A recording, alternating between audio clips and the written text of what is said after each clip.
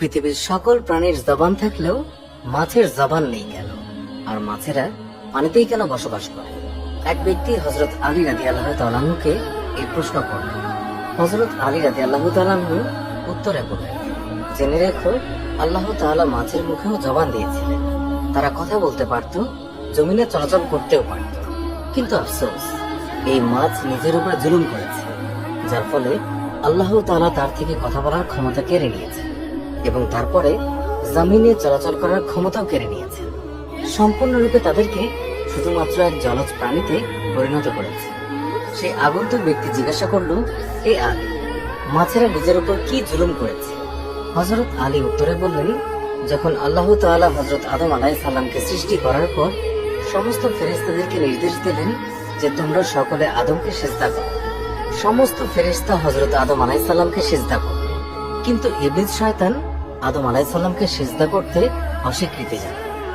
ইবলিস আল্লাহ তাআলার হুকুম অমান্য করে বলতে লাগলো, আপনি আমাকে আগুন থেকে তৈরি করেছেন আর আদমকে সামান্য মাটি থেকে, যার ফলে আল্লাহ তাআলা ইবলিস শয়তানকে জান্নাত থেকে বের করে দিলেন। ইবলিস শয়তান জান্নাত থেকে বিতাড়িত হয়ে অভিশপ্ত এবং কুৎসিত রূপে দুনিয়াতে জমিনে এসে পড়ল এবং চিৎকার করে জমিনের সমস্ত মাখলুকদের বলতে লাগলো, সাবধান, মানুষ এসে পৃথিবীর বুকে জুলুম অত্যাচার করে বেড়ায়। এই সময় মাছেরা পানিতে চলাচল করতে পারত, জমিনেও চলাচল করতে পারত। তারা উভচর প্রাণী ছিল, তখন মাছেরা কথাও বলতে পারত। ইবলিস শয়তান সমস্ত প্রাণীদের মধ্যে সর্বপ্রথম মাছকে কুমন্ত্রণা দিয়েছে। ইবলিস শয়তান মাছদেরকে বলল, মানুষ যখন পৃথিবীর বুকে আসবে তখন তারা নিজের ক্ষুধা মেটানোর জন্য তোমাদেরকে জীবন্ত অবস্থায় চাকুর সাহায্যে কেটে টুকরো টুকরো করে খাবে।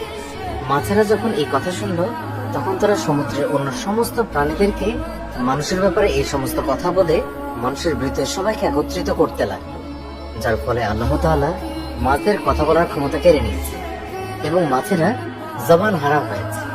পাশাপাশি আল্লাহ তাআলা মাছের ব্যাপারে এই বিধান জারি করেছেন যে মাছদেরকে জবাই করতে হবে না, তাদেরকে জীবিত অথবা মৃত উভয় অবস্থায় কাটা যাবে।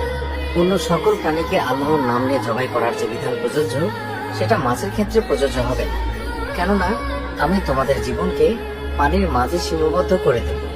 মাছের উদ্দেশ্যে বলা হলো, তোমাদেরকে যখন পানি থেকে ওঠানো হবে তখন তোমরা নিজেরাই ছটফট করে মারা যাবে। এর ফলে যখনই মাছকে পানি থেকে বের করা হয় মাছেরা ছটফট করতে থাকে এবং মাছের দেহের সমস্ত রক্ত এসে তার গলায় থাকা একটি বিশেষ গ্রন্থিতে এসে জমা হয়। আর এই কারণে মাছকে খাওয়ার জন্য বিশেষ প্রক্রিয়ায় জবাই করার কোনো আবশ্যকতা নেই, কেননা ইসলামের জবাই করার বিধান এই জন্য দেয়া হয়েছে যাতে পশুর শরীরের রগের মাঝে প্রবাহিত সমস্ত রক্ত মাংস থেকে আলাদা হয়ে যায় এবং মাংসের গুণাগুণ অক্ষুণ্ণ থাকে, জীবাণুমুক্ত অবস্থায় স্বাস্থ্যকর থাকে। আদম সন্তানের জন্য এই খাবার যেন কোনোভাবে আনহাইজেনিক না হয়, অর্থাৎ অস্বাস্থ্যকর না হয়। আর মাছের ক্ষেত্রে আল্লাহ তাআলার বিধান জারি করা হয়েছে, যখনই মাছকে পানি থেকে উপরে আনা হবে তখন প্রাকৃতিকভাবে মাছ ছটফট করতে করতে মাছের দেহের সমস্ত রক্ত গলার কাছে গ্রন্থিতে এসে জমা হয়ে যাবে এবং মাছের শরীরের মাংস রক্ত থেকে পবিত্র হয়ে যায়। আর এই কারণে মাছ জবাই না করেও এটা প্রত্যেক আদম সন্তানের জন্য মৃত এবং জীবিত উভয় অবস্থায় হালাল। সুবহানাল্লাহ।